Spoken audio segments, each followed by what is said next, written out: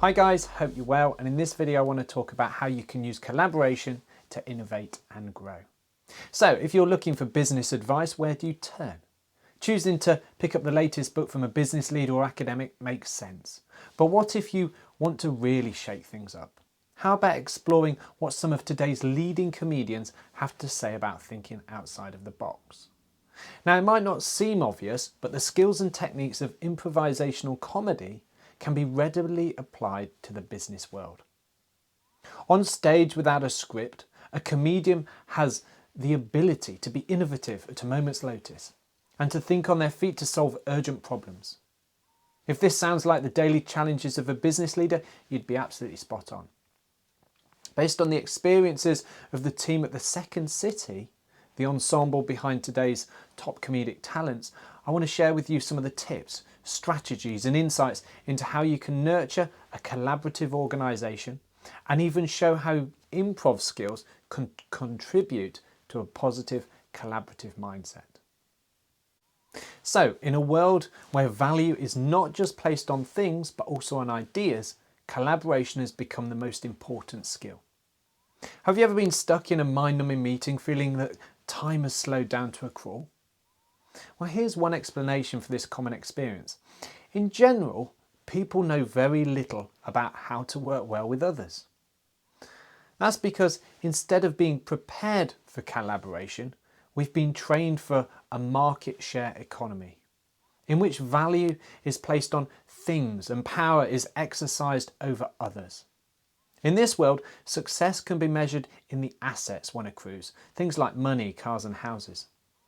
But it's also a world in which we're taught to be right and focus on our individual ability, self-sufficiency and independence.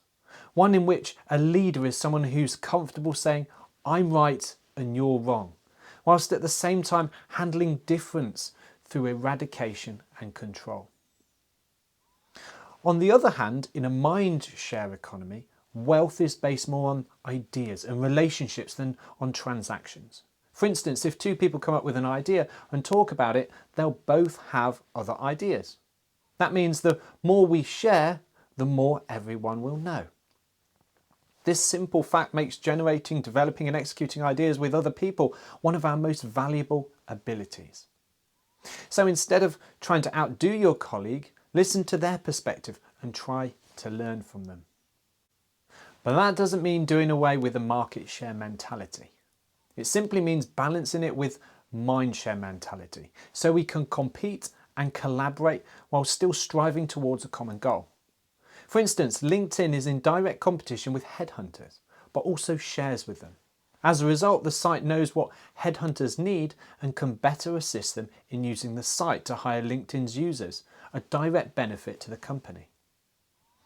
However, to emulate LinkedIn, you'll need collaborative intelligence or the ability to reach out to others, listen to them and open your mind to difference. Because only by doing so will you be able to achieve together. So let's look at a few strategies to improve your ability to collaborate. The first strategy I want to share is inspired by a technique used to keep comedians improvising on stage. This can massively change your mindset and help generate business ideas too. So I want to ask you the question, have you ever been to see an improv comedy show?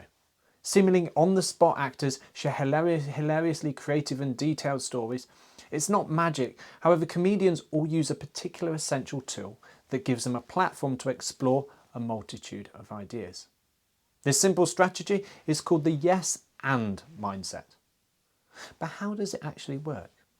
Well, when an actor uses yes and, he or she is agreeing to follow through or to add to any narrative started by a collaborator on stage. Here's an example. Actor A opens by looking skyward and saying, "What a beautiful night. I can see all the stars." If actor B ignored the yes and strategy, she might say, "What are you talking about? It's daytime." This deviation from the starting theme can absolutely kill the conversation. But instead, if actor B was in tune and playing by yes and, he or she would further the narrative by saying, "Yes, and the earth looks so small. It's great we finally took this trip to the moon." The genius of yes and is that this strategy opens up unlimited possibilities by giving every idea the chance to show its true potential. And this technique applies much more than just to improv. You don't have to look hard to see the applications of yes and in the business world, for example. The online collaborative encyclopedia Wikipedia is a perfect example of what can be achieved and accomplished when a large group embraces the yes and attitude. On the site, a user starts an article and others build on it. In this way, the very nature of the site requires that users add to the work of others. Whilst there are drawbacks of such collaborative approaches, such as inaccuracies, this free, universally used site would never have been possible without the creative synergy of yes and. So to improve collaboration and foster creativity, don't build a hierarchical team, but instead build an ensemble. Many of us take it for granted that a strong business requires strong teams. Yet the idea of a team implies that members are competing with an outside force, usually another team. This mentality of team against team really damages the open, free thinking potential of the yes and mentality. Seeing business as a battle can absolutely hinder, not encourage, a group's creativity. Instead, build ensembles. An ensemble is a group without a hierarchy, free from competition and thus capable of nurturing unlimited creativity. In a team, roles and positions tend to be clearly defined and members learn early to stick to them. In an ensemble, everyone can chip in whenever and wherever they want, creating something that's greater than the sum of its parts. Two of the most inspirational modern choreographers, Alvin Ailey and Twyla Tharp, created legendary routines by letting dancers add their own ideas, rather than making them just follow their instructions. So how do you build your ensemble? Well, don't just search for the best performers, but rather look for people who are the best fit for your group. An ensemble is only as strong as its ability to compensate for its weakest link. It's therefore crucial to choose members who can offer what an ensemble needs. For example, in the 1970s and 1980s, the Second City Improv comedy ensemble was composed almost entirely of white men. As a result, the ensemble's creativity stagnated, given the relatively limited breadth of experience of its members. Instead of trying to solve its problems with star performers, however, Second City hired instead people of different races and sexual orientations. This diversity stimulated creativity, allowing the ensemble to not only come up with innovative material, but also poke fun at contemporary taboo topics. While seeking diversity may have caused the ensemble to miss top performers, the strategy actually put together the strongest ensemble. The next strategy I want to share is to build a safe environment for people to share ideas and build on those of others. When you have a great idea, are you usually open to letting other people tweak or change it altogether? Most people certainly aren't. Now, whilst it's understandable to want to retain ownership of your idea, controlling your ideas far too tightly can absolutely deter co-creation and stifle creativity. When working collaboratively, it's essential to be open to allowing others to change or build upon your ideas. This might mean your idea gets entirely transformed, but this is not a crisis. What ultimately is important is not finding your idea, but the best idea. But what happens when people don't respect this mantra? If we go back to our example, Canada's Second City TV was a comedy sketch program similar to the US program Saturday Night Live. The program was a rare example of horizontal collaboration, in that creatives used ideas from everyone, including the wardrobe, makeup, hair, all the different departments when developing the sketches. It was massively popular.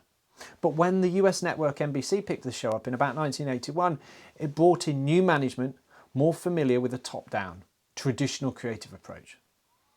The Second City TV cast and crew, who had earned some 15 Emmy nominations before the merger, were turned off by this stifling of their creativity, and many of the top performers left.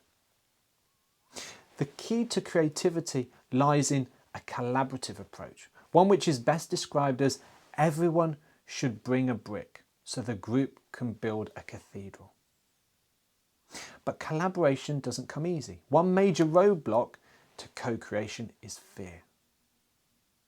Fear comes in many forms: fear of failure, fear of appearing foolish, or the fear of the unknown. Yet you have to eradicate fear wherever and however it rears its head. To do so, there are a couple of easy steps to take. One is to ban yelling in your ensemble, as raised voices can intimidate people. Would you feel more comfortable sharing unpolished ideas or thoughts in a hostile environment, or in one that made you feel safe and welcome? The answer, of course, is obvious. So use comedy to diffuse tension and facilitate creativity by respecting, not revering, ideas. Your boss is making everyone work overtime again. You're stressed. The atmosphere is tense and everyone is quiet. Then someone cracks a joke and everyone laughs. Suddenly the environment transforms. People start talking freely and as a result loosen up and start thinking more creatively. How did such a dismal situation become a fun, light-hearted and productive one? The answer is comedy. Comedy can be a powerful tool for dispelling tension. Unfortunately, I can't give you a recipe for comedy. Or is there a recipe? One potential recipe for comedy combines three things: a situation everyone is familiar with, a pain we can identify with and share, and critically, a safe mental distance from topics that cause offence. Consider a skit the Second City team performed in the late 1990s during the Monica Lewinsky scandal in the United States. In the skit, a married couple stands in their kitchen. Every time the husband approaches, the wife turns her head, effectively giving him the silent treatment. Finally, he pleads, "Hillary." The audience laughs as they recognise the reference to the current public scandal, share the pain of the marital infidelity, and aren't necessarily offended, as few audience members are likely intimates with the US president or his wife. Another way to facilitate a creative environment is to adopt a stance that respects but doesn't revere other people and their ideas. What's the difference? Well, respect is holding a healthy esteem for something, while reverence can be an immobilising awe. When you respect something rather than revere it, you can give your honest opinion of it, point out imperfections and share ideas on how it could improve. Kodak for decades was a household name, but quickly fell apart when the advent of digital cameras arrived, even though the company had actually invented the technology itself. So what had happened? Well, the company had too much reverence for its star product, analog film. As a result, it didn't jump on the digital film bandwagon until it was far too late, and eventually had to file for bankruptcy. Fail fast and fail together. Only then can your ensemble learn, improve and thrive together. Have you ever been paralysed by a fear of failure? You're certainly not alone if so. Fear of failure is common and a major limitation to company innovation. Yet how does one build a culture of fearlessness? It takes a lot more than just slapping a couple of inspirational posters on the wall. Well, one key to overcoming the fear of failure is to foster a low-risk environment that allows for a quick recovery when failure does occur. But what exactly does this look like? Well, by lowering the stakes of failure, you create an environment that lets failure and in turn learning from mistakes occur as quickly as possible. The Chicago-based software developer Basecamp routinely holds product roasts, a meeting in which employees criticise their product and talk about all its failures collectively. The event itself creates a safe environment that encourages employees to admit to and acknowledge failures in order to improve by learning from them. In another example, advertising agency Ogilvy and Mather holds an annual mock award ceremony for career-endangering stunts. During this silly event, everyone has the chance to acknowledge imperfections and mistakes common to all employees. But what's the point of these silly evenings and roasts?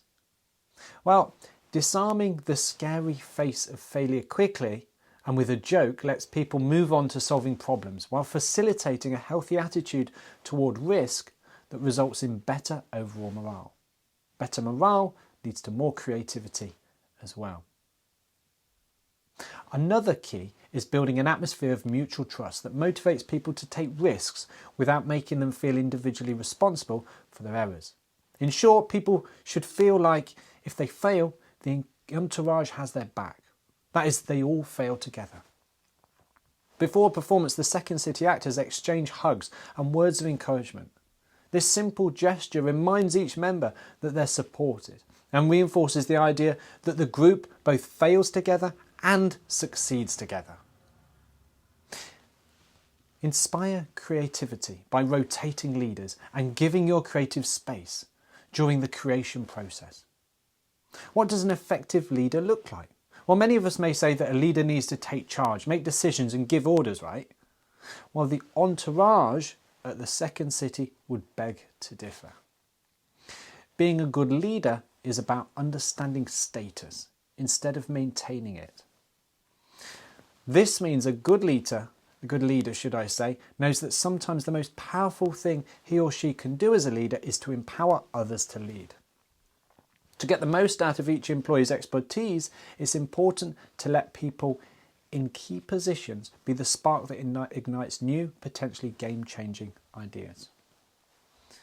Viola Spolin, a pioneer of improvisational theatre, promoted the idea of following the follower.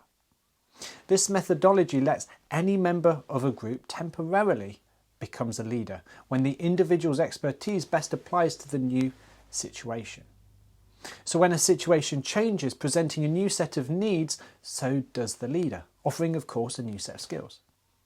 Having a leader best suited for the current needs of a group is important, but good leadership is also about setting the right parameters.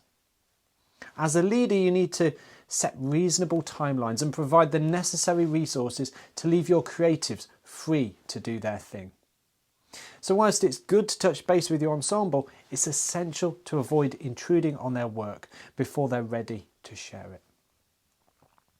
At Second City, once rehearsals start, no one but the actors and directors are allowed in the studio without an invitation. Even producers need a director's permission to preview a show. The Second City enforces this as the possibility of a snap judgment, especially in the early process, can have a negative effect on the creative process overall.